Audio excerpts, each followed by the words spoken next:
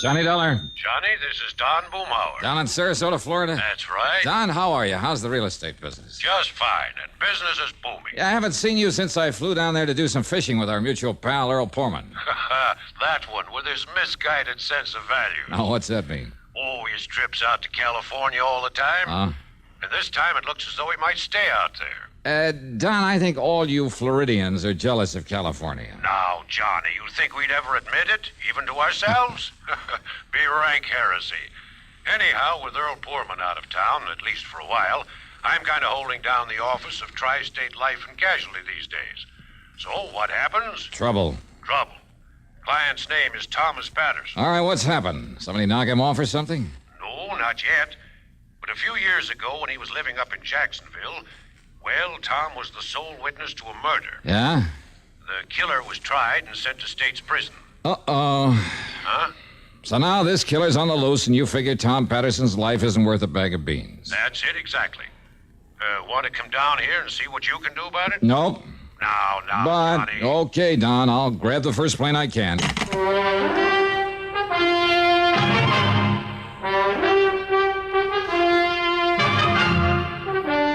CBS Radio brings you Bob Bailey in the exciting adventures of the man with the action-packed expense account, America's fabulous freelance insurance investigator. Yours truly, Johnny Dollar.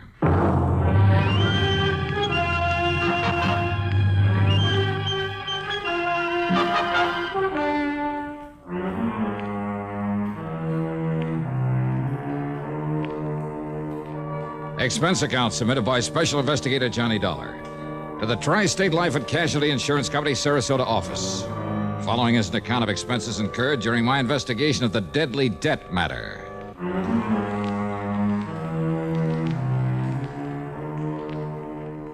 Expense account item 17940, taxi in a plane out of Hartford. The flight was good, and by early afternoon, I was in Don Boomhauer's real estate office in Sarasota, Florida. After the usual amenities. Now, let me lay it all out for you, Johnny. Yeah, sure, Don. Go ahead. And to begin with, the life insurance policy involved has a face value of $70,000. Let's see, then. My commission will come to, Don't you ever think of anything but money? Sure. Like what? Well, right now I'm thinking about the chances of staying alive. After all, with a killer on the loose, well, at least the thought of a few bucks coming to me could help me die happy. The insured's name you said is Thomas Patterson? It is now. Huh? Some years ago, Johnny, young Tommy lived up in Jacksonville, worked as a milkman. Uh-huh. Early one morning, that was in 1951, he pulled up in front of an alley just in time to see a man named Casey Carey shoot down a fellow named Harker, who just happened to be busy at the moment blasting away at Carey with a .38. Oh, so Carey pleaded self-defense, huh? Well, he tried to, but the jury wouldn't go for it. You see, there'd been a long-standing feud between the two of them. Only reason they didn't give Carey the chair is because Harker had a record as long as your arm. I see. Instead, Carey was given 10 years to life. I see. The point is that Tommy Patterson's testimony was what really convicted him.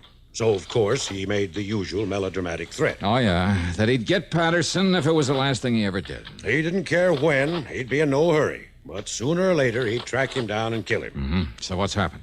Now, Tom had just got married, started a nice little family, 2 boys and a girl. So Carey's threat scared him as much because of the wife and kids as for himself. Yeah, but now, Don, you know as well as I do how little those courtroom threats usually mean. Now, wait. Yeah? About that time, some relative died and left Tom a considerable sum of money. So he changed his name, legally. Changed it to what? To what it is now, Thomas K. Patterson. What it was before doesn't matter. Okay, go on. Then he and his family moved on down to Venice, a few miles south of here. Yeah, I remember the town. Well, there in Venice, he set up the Excellent Dairy Products Company. Nobody down here has known him as anything but Tom Patterson, so he's felt perfectly safe. Until, that is, about 6 months ago. Yeah? He was up in Jacksonville on a business trip. He was just walking along the street one day, turned a corner and bumped into a man coming from the other way. Uh-oh. Yes, he took one look at the man's face and started running like a scared rabbit. Casey Carey. Well, what do you think? But now, wait, Don. If Carey got 10 years to life in 1951... I know. When he stopped to think about it, Tom couldn't believe it. But he went down to the public library and dug into the old newspaper files. Yeah? Sure enough, Thanks to good behavior, model prisoner, and all that sort of stuff, Carey got out? Carey got out, legitimately. But to Tom Patterson, that would only mean one thing. Carey was out to get him. And now, Act Two of yours truly, Johnny Dollar.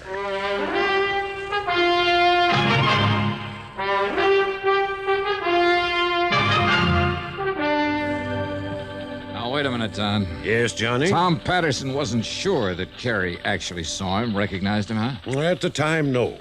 After all, Tom had only had a very brief glimpse of the man, and the man had made no attempt to go after him. Uh-huh. But he's sure now that it was Carey.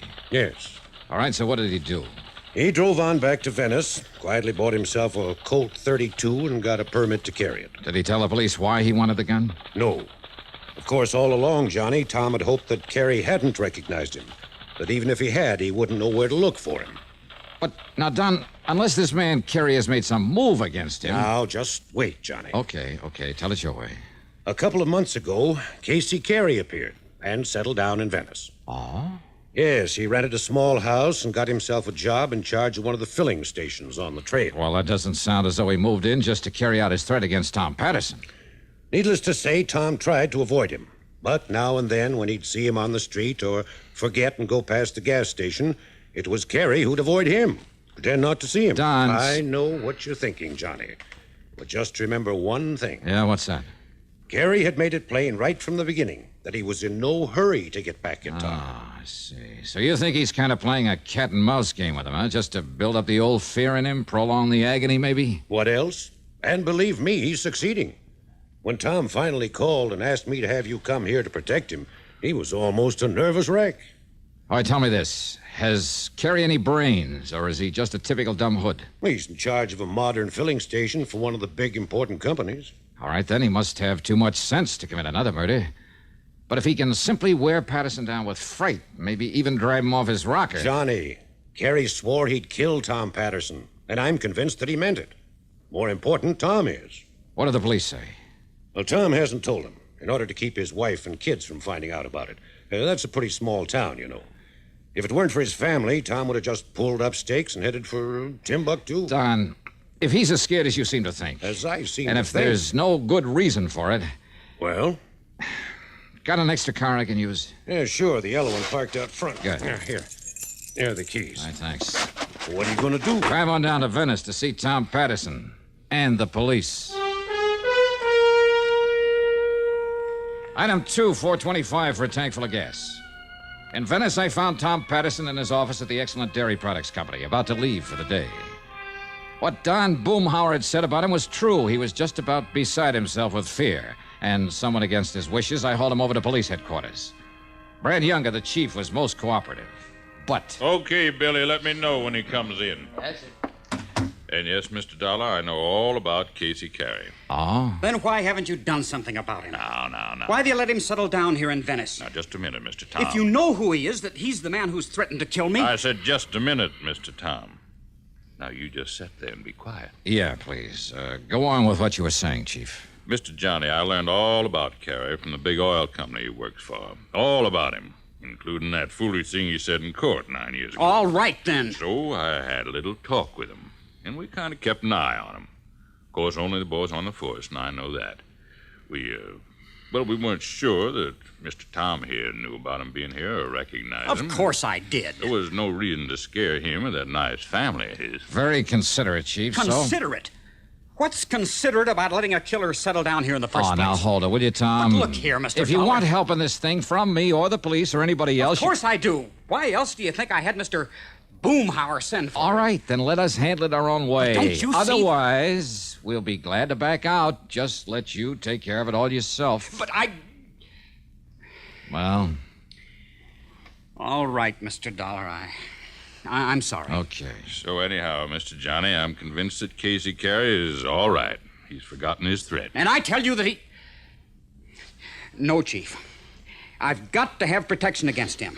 Somebody to watch over me night and day. Tom, suppose Carey hasn't forgotten his threat to kill you. I'm sure he hasn't. And suppose Chief Younger were to give you protection for a while, in the hope Carey might try to make a For move. a while, did you say? That's right. He said he'd be in no hurry to get me. I know and that. he's waited 9 years so far. He'll wait longer if he has to, but sooner or later he's... And what about my family?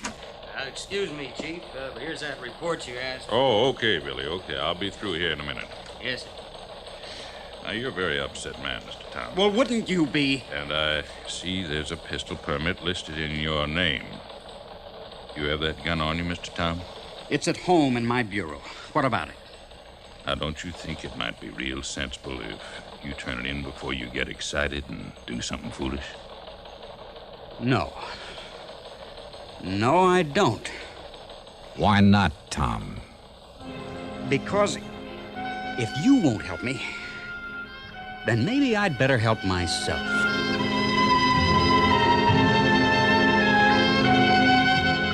I took the chief aside and promised I'd stay with Tom Patterson, if possible get his gun and turn it in. Then Tom and I left. As we rounded the corner, we passed Carey's gas station. No, Mr. Dollar. He's off duty this time of the evening. Oh? You know where he lives? Yes. Where?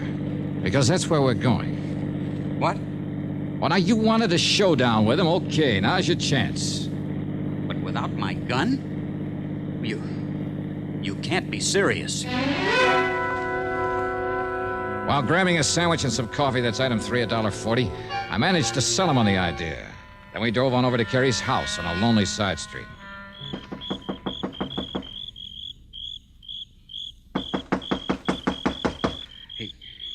He must have seen me, Mr. Dollar, and he's probably waiting in there in the Ask dark. me, there's evil in there, mister. Huh?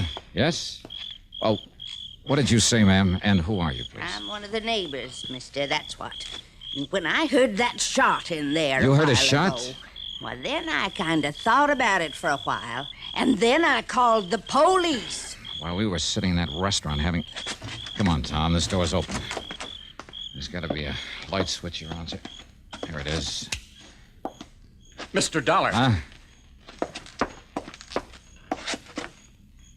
This is Casey Carey? Yes, sir.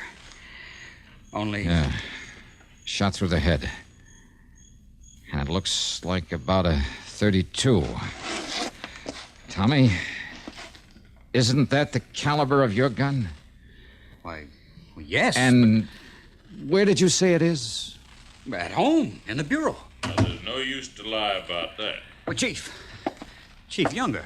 Sorry, Mr. Tom. I'm holding you for murder.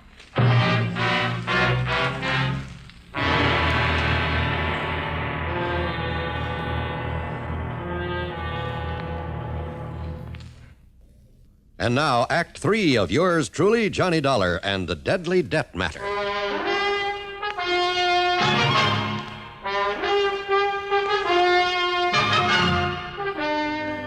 That's right, Mr. Tom. I'm holding you for the murder of Mr. Casey Carey. No, Chief, you're wrong. Am I?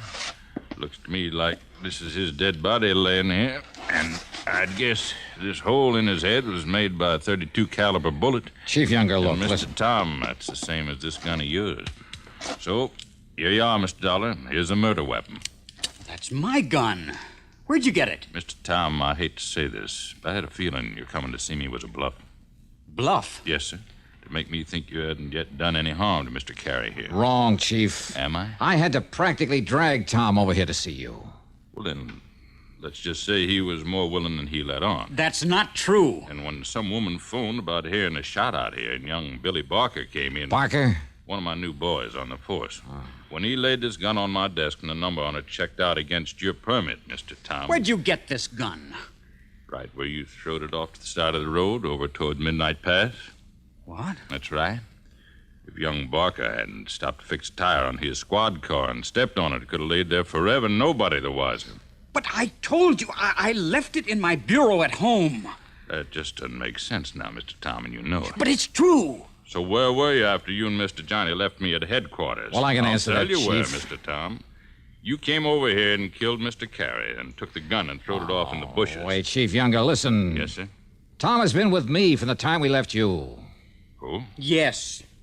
Well, then all that means is you killed him before you came to see me. No, Chief. And when the doc digs a bullet out of Carey's body, And I take it along with your gun up to the police lab in Sarasota. Mr. Dollar. And if they match up together... Tommy, it looks kind of bad for you, doesn't it? No, please. Listen. You better come along with me, Mr. Tom. Maybe Chief Younger was right. And when a report came back from ballistics that the bullet had come from Tom Patterson's gun, when Tom had no way of proving he'd left the gun at home. Well, I still couldn't believe Tom had done it. Another thing, the neighbor woman had heard the shot only a little while before we got there. What's more, Carrie's body had still been warm. But instead of putting up a defense for Tom, I decided to play a real wild hunch that just might turn up Carrie's killer. Item 3 from a phone booth, 30 cents for a call to Don Boomhauer. No, Johnny. The man Tom saw Carrie murder back in 51 was named Harker. Not Barker? Nope. Gerald Harker, with an H. Well, then I guess my hunch about this new man in the department. Hunch about what? Oh, it's nothing, Don. Forget it. And thanks.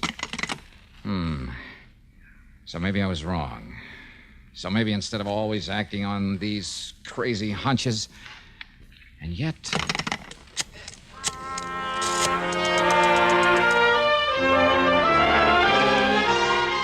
Item 4 was $1.10 for a call to Jacksonville to Mike Kirby in the city room of the Times-Press. And bless him, he came up with some mighty revealing information for me. And then he worked for a while on the police force, Johnny. Oh, they're in Jacksonville? That's right. Looked to me as though the boy was trying to live down the family reputation by putting himself on the side of law and order. Maybe. And a month or two ago, he handed in his badge and moved to... Hey, what was that maybe you threw in? About his being on the side of law and order? That's right. But, Johnny, if he was a cop... Here's another maybe. What? Maybe that boy still is. What? A cop. Thanks a lot, Mike.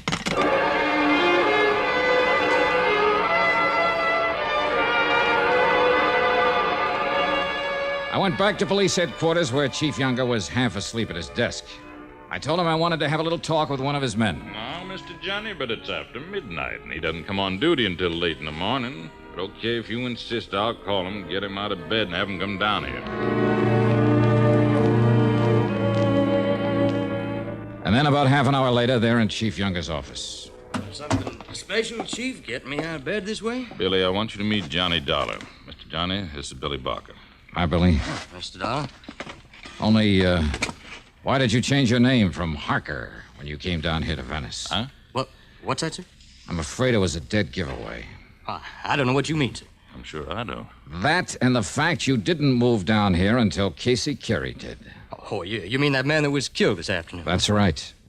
The man who'd killed your own father back in 51. Is that true, Billy? How did you know, Mr. Dollar? Casey Carey, the man you swore you'd someday get even with for killing your dad. How did you know that? I didn't. I was guessing. Looks to me like you guessed right, Mr. Johnny. Now, look. When you learned that Carey was getting out of jail, you joined the force up there, hoping that maybe you could find some excuse to kill him in line of duty. You don't know But that. before you could do it, he moved down here to Venice. So you followed him and joined the force down here. You think that's the reason I came down here? All you could do was bide your time. Until this afternoon, when you heard us talking in here and found out about Tommy Patterson recognizing Carey, being so wild with fear that he was willing to kill him. Now, you listen So all to me. you had to do was get hold of Tommy's gun. I don't know how or when. That's beside the point. Mr. Johnny, you sure this? I'm not sure of anything, Chief. You bet you are. But if Billy is willing to go over to the police lab in Sarasota, let them make a paraffin test of his shooting hand. Well, Billy. All right, you two. Oh, you don't kill him!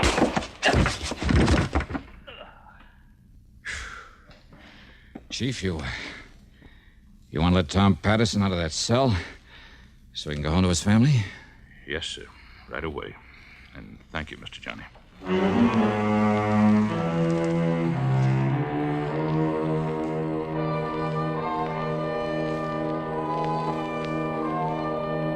Expense account total, including our motel room, some fishing out in the Gulf with Chief Younger the next day, then the flight back to Hartford.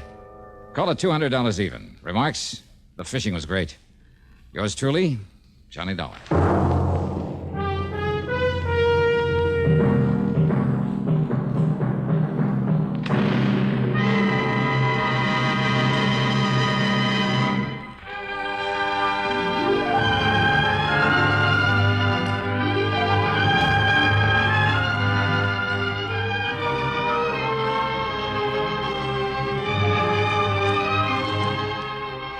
Yours truly, Johnny Dollar, starring Bob Bailey. Originates in Hollywood and is written, produced, and directed by Jack Johnstone. Heard in our cast were Virginia Gregg, Russell Thorson, Barney Phillips, Sam Edwards, Bert Holland, and Stacey Harris.